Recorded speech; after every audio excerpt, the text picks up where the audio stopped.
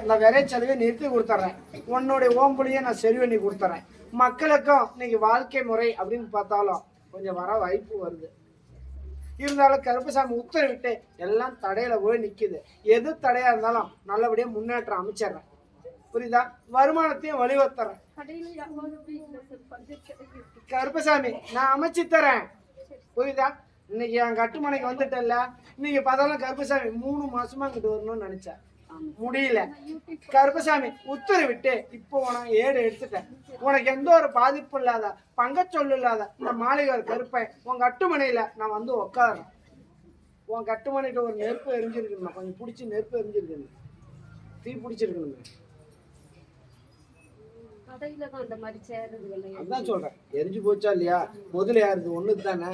இருந்தா கருப்பசாமி நீ என்ன அப்ப 18ஆம் படி கருப்பை நான் கூப்பிட்டுக்கிட்டு இருந்தேன். சில நாளா என்ன மறந்துட்டேன். கருப்பை நானும் மறந்துட்டேன்.